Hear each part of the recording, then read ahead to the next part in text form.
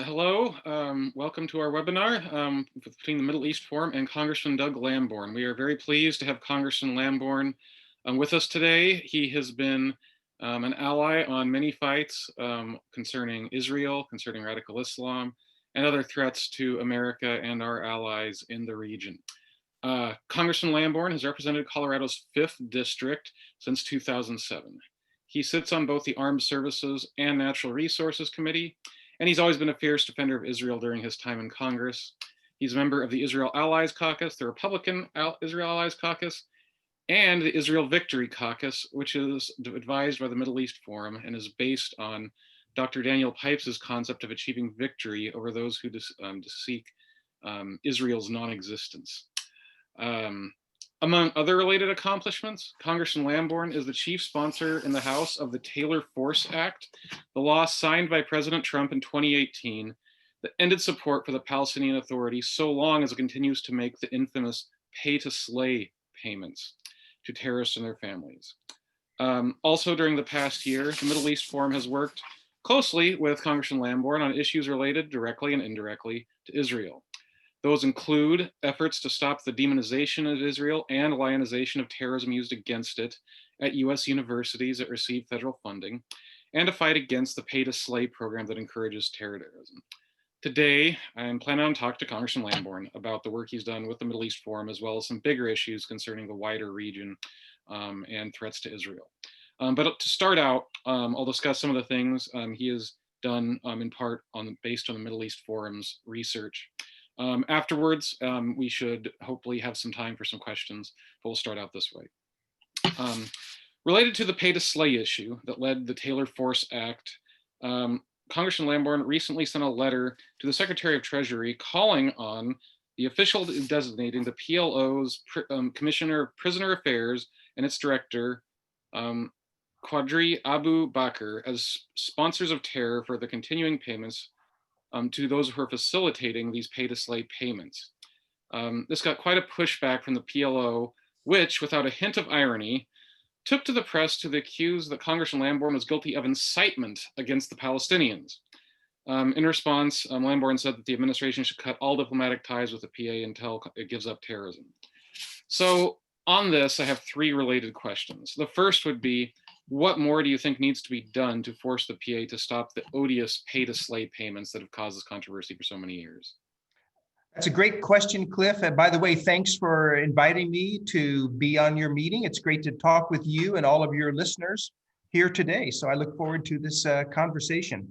Yeah, the PA, I don't see how they can pose as a legitimate partner in a potential peace in the Middle East when they have this, like you said, odious policy of paying terrorists stipends for life, or their families if this terrorist is killed, for killing Jews and Israelis. And the more they kill, the higher the payment.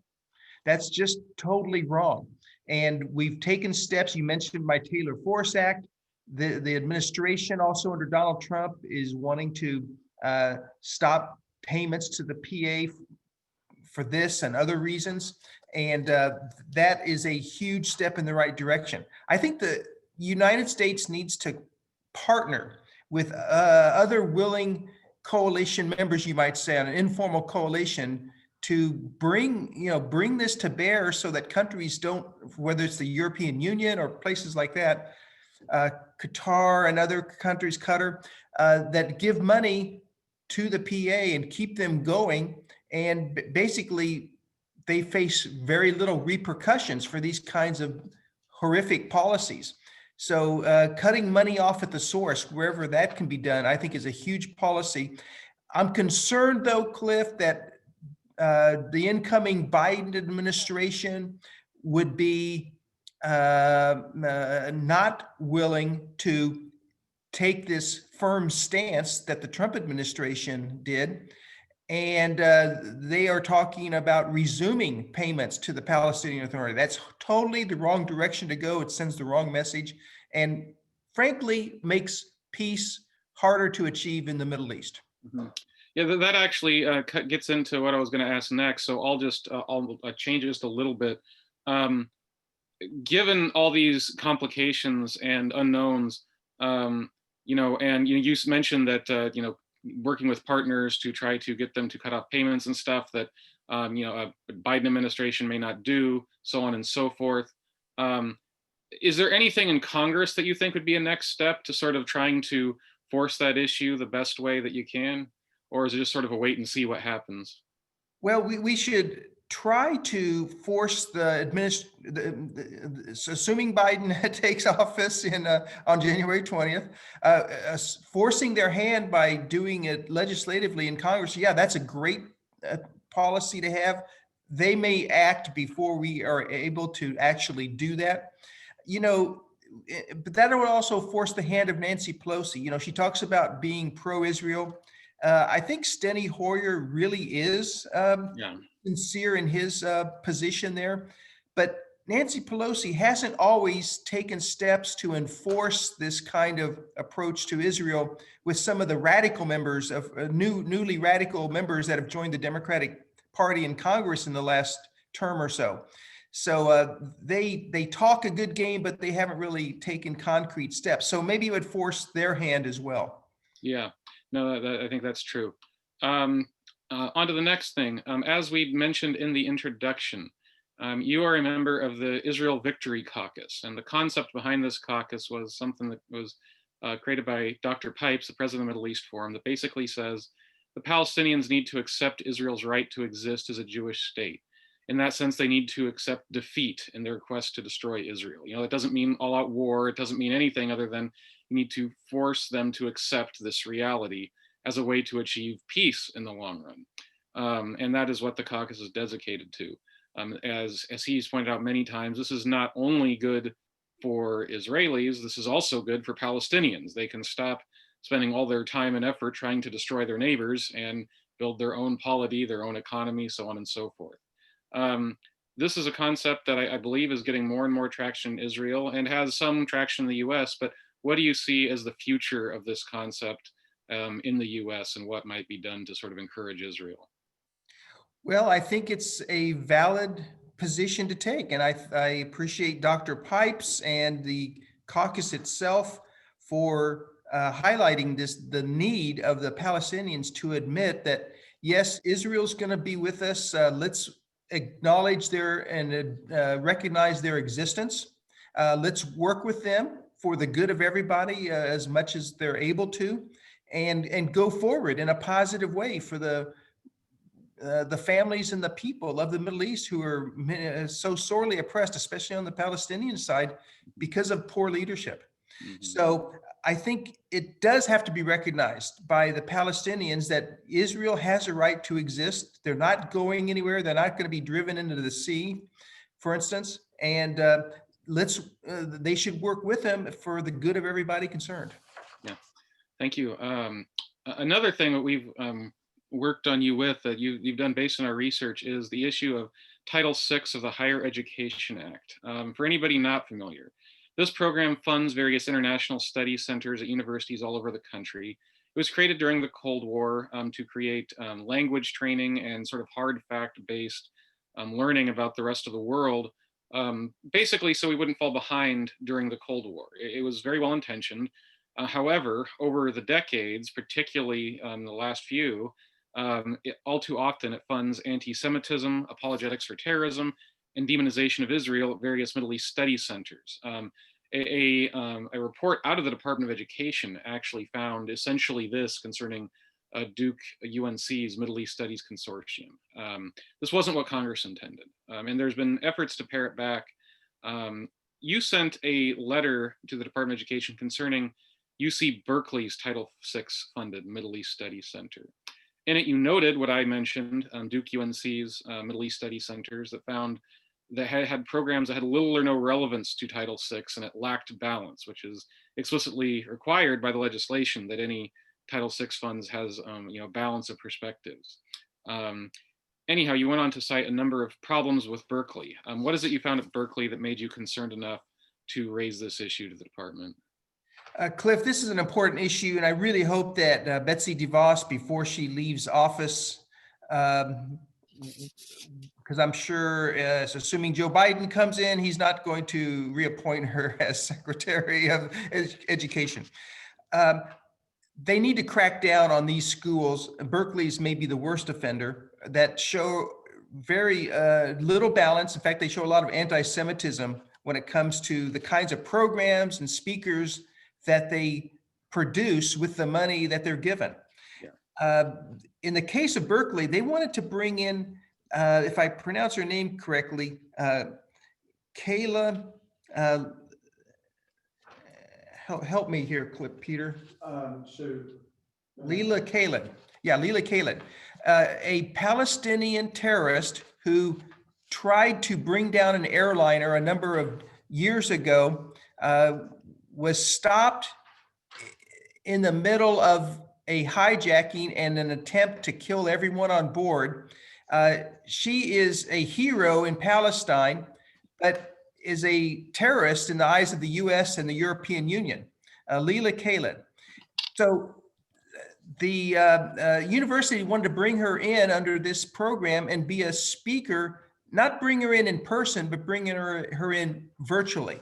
Mm-hmm. And they basically would be giving a forum, a platform, a podium for a known terrorist who can't come into the country personally and physically to spew her venom, to try to indoctrinate the students of San Francisco State University in a negative way. So with my agitation and other people as well, this was shut down by Facebook. YouTube, after a few minutes into the program, they decided, hey, this is wrong, and they cut it off. And we successfully shut this down. I don't think the university, though, got the message. I think they're still trying to do this and other similar kinds of programs. And where there are taxpayer dollars involved, this is totally wrong. I mean, it might be wrong even with any dollars, because this is giving a platform for terrorists to indoctrinate, to promote terrorism. This woman, Leila Khaled, has no repentance, and we think is a killer that should not be given a forum in the United States, especially through institutions of so-called higher learning. Yeah, I know that based on some other of your letters that the Department of Education, Justice, and Treasury has announced an investigation into the event where Leila Khaled was given a virtual platform because it butted up against counterterrorism laws. What do you think the eventual outcome of this will be? And I guess, what do you think it should be? What I really hope, like I mentioned earlier, Cliff, is that Betsy DeVos takes a firm position, puts some kind of regulation into place that in the future, whatever administration we have in the future would have to abide by to crack down on this. This is a misuse of Title VI dollars.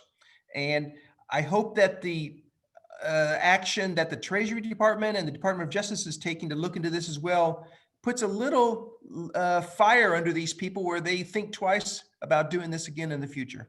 Yeah. Moving on to other issues. Perhaps the most high-profile issue related to Israel right now is the peace agreements between the UAE, Bahrain, Sudan, and Israel. This is a titanic shift among Arab states towards Israel. And it is perhaps, I would say, the most promising sign of the region in a number of years.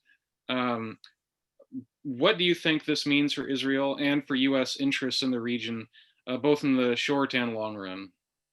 Well, it's good for Israel, it's good for the U.S., it's good for everyone involved. It's good for the world. It was so wonderful to be at that signing ceremony at the White House. You know, if the press wasn't so against Donald Trump, if it was any other president, they would have been hammering on this, that this is a great thing, night and day, leading up to it and afterwards. But they just ignored it because of the animus toward Donald Trump, unfortunately. Mm-hmm. But this is a breakthrough. It's been a quarter century since Jordan and Egypt had peace agreements with Israel, and no one has joined them in the decades since that time, a long time ago. But so this is a breakthrough, and we have three countries now. You mentioned Bahrain, United Arab Emirates, and Sudan, that they now have formalized peace agreements going forward with Israel, and there are more waiting in the wings. I can't predict when this will happen or who it will be, because it's a fluid situation, perhaps. And I think some people are waiting to see what a Biden administration would do in regards to Middle East policy. But I think this is huge. Cliff, you said this is a breakthrough. This is the first time in decades we've had this kind of breakthrough. It also shows, looking underneath what makes this happen is Iran is such a bad influence that countries are coming together, whether they're Muslim and Jewish countries, Israel and these other that are part of this Abraham Accord, are now working together because they fear the bad influence of Iran. And that highlights another problem that an incoming Biden administration might produce, and that is by not continuing the good policies of Donald Trump and Mike Pompeo cracking down on Iran and enhancing, maximizing the sanctions. If they're not going to do that, then Iran will just continue on its way of funding terrorism and working for the destruction of Israel. They've come out and said that many times. And they have poor relations with the Sunni Muslim countries in the Gulf Coast region. So in the Gulf region. So it's a real breakthrough. We need to really continue to point to Iran as a bad actor and do everything we can to keep their influence minimized. And whatever we do, we can't go back to the horrible Barack Obama policy of JCPOA, the Joint Comprehensive Plan of Action, which without even a vote of the Senate, where the president tried to bribe Iran to at least wait a few years before producing its nuclear bombs. And it was misguided from the beginning. And we see Iran now producing enriched uranium, at least enriched beyond what they're supposed to be doing. And so there's really problems here that go back to Iran. So the Abraham Accords are a response to that, but are a really good way forward for peace in the Middle East. On that topic, you think this threat from Iran will cause other countries to follow suit? And have any guesses of who might be next? Great question, Cliff. I would hope that, the big kahuna here is Saudi Arabia, obviously. And if they would to recognize Israel's with some kind of formal agreement for cooperation and peace and diplomatic relations and travel and other things like that, overflights and so on, I think that would be a huge step in the Middle East. So I would hope that they would be one that would be on that list very soon. Sure. Moving on to another topic. One thing that is a vital concern to Middle East watchers, particularly us here at the Middle East Forum, is Turkey. President Erdogan is very close to a number of radical organizations. He's increasingly authoritarian. He criticized the UAE and Bahrain for recognizing Israel, even though Turkey has recognized Israel for decades. Some view this as a temporary setback. Others see this as being a more permanent shift, that this isn't just about Erdogan, but this is about something more fundamental in Turkish governance and Turkish society. What is your view of this, basically? Do you think Turkey, as we knew it for decades, is coming back, or is its bad direction, going to continue for the foreseeable future? Cliff, that's the million-dollar question, and I wish I had the answer to that. I don't know if this is personal for Erdogan, who's kind of grasping at straws. He is the kind of person who will do anything to stay in power. And he's really poked his thumb in the eye of the US, even though he's a NATO member. Turkey's a NATO member in many ways, taking this S-400 anti-aircraft system from Russia, which is bad for US to be in the vicinity of United States fighters like the F-35. basically it's going to cause us to have to re-examine and shut down some of our defense cooperation in the field of aviation with Turkey. So we can't basically have our F-35 stationed there anymore if they have the S-400 anti-aircraft system. So whether it's personal to him or not, I don't know. I think it was a big mistake when he decided to take the Hagia Sophia, which was a museum dedicated to the history of the region, and turn it back into a mosque like it used to be years and years ago before Turkey had joined the modern world in the early 20th century. So that was unfortunate to see that. So, whether it's personal to him and he's not getting any younger and he won't be in power forever and things can go back, or whether this is a permanent change, Cliff, that's a great question. I wish I had the answer to that. I'll ask one last question, then we'll get to the audience questions. Currently, America still has at least some troops in Syria, Iraq, and Afghanistan. Do you believe those troops still serve a useful purpose? Yeah, they do serve a useful purpose. Maybe we have to talk about the exact numbers of troops. They're doing yeoman's work in trying to get the indigenous police and security forces trained to take over the missions of fighting Islamist extremism and terrorism. So there is a U.S. role there. I think if we were to withdraw all at once, it would lead to chaos. Any kinds of withdrawals, I think, should be done in a measured and proportional and well thought out way with a lot of input from the people on the ground commanding there.